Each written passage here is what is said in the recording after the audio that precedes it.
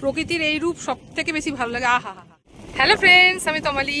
প্রচণ্ড ঝড় উঠেছে, সবাই তো আমাকে দেখেন। আজকে বৃষ্টি দেখুন আর ঝড় দেখুন, তার মধ্যে বাজ পড়ছে। ফোনে আমি অন্তত ফ্লাইট মোড করে রেখেছি যাতে এখানে না পড়ে, কিন্তু অসম্ভব ভালো লাগছে চারদিকটা। দেখুন একবার, আহা কি অপূর্ব দৃশ্য। তার মধ্যে এত ফুল, কারণ অমাবস্যা চলছে, আজকেই লাস্ট দিন, কাল থেকে আবার ফুল তোলা শুরু হয়ে যাবে। তো কত ফুল ফুটেছে, কত।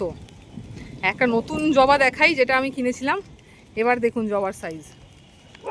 তখন সদ্য বসিয়েছিলাম তো, ওই জন্য জবাটা অত বড় ফোটেনি। আজকে দেখুন। আর এই হলো আমার জুঁই, নয়নতারা। এইদিকেও ফুটেছে বিবেকানন্দ। আর নাকচম্পা তো একদম চুম্বেশ্বরী পারফরমেন্স দিচ্ছে, মানে অসম্ভব সুন্দর, পুরো সাদা হয়ে গেছে, তার মধ্যে এই জবাগুলো কালারিং ফুটেছে, অসম্ভব সুন্দর লাগছে।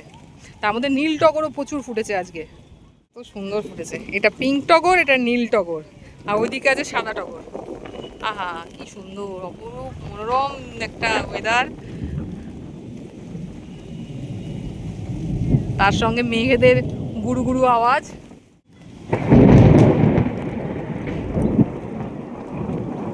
তার মধ্যে এইটা হলো আমার ওয়াইপিপি। আখিলাও হয়েছে, আখিলাটা ফোটেনি, জানি না ঝড়ের মধ্যে থাকবে কিনা, ভেঙেও যেতে পারে। প্রচুর জবা ফুটেছে, বিবেকানন্দ জবা, এই সেই গ্রো ব্যাগে করা, চারদিকে ফুটে আছে। অলরেডি শাঁখ বাজানো চালু হয়ে গেছে বাজ পড়ার জন্য।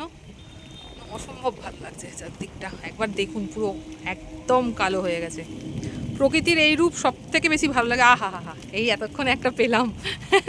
এই প্রকৃতির এই রূপ খুব ভালো লাগে, কিন্তু একটু ভয়ও লাগে। ন্যাচারাল সাউন্ড, গাছেরা খুব এনজয় করছে। হ্যাঁ, ঝড়ে একটা সমস্যা হয় যে গাছপালা অনেক সময় ভেঙে যায়, বাঁধা আছে সবাইকে। এই যে দড়ি দিয়ে এখানে সব বাঁধা আছে, সবাইকে বাঁধা আছে, যাতে কেউ উল্টে না যায়। খালি আমার ভয় আখিলাকে নিয়ে, আখিলার ডাঁটি এত লম্বা হয় যে ওকে মেনটেন করাটা একটু চাপ হয়ে যায়।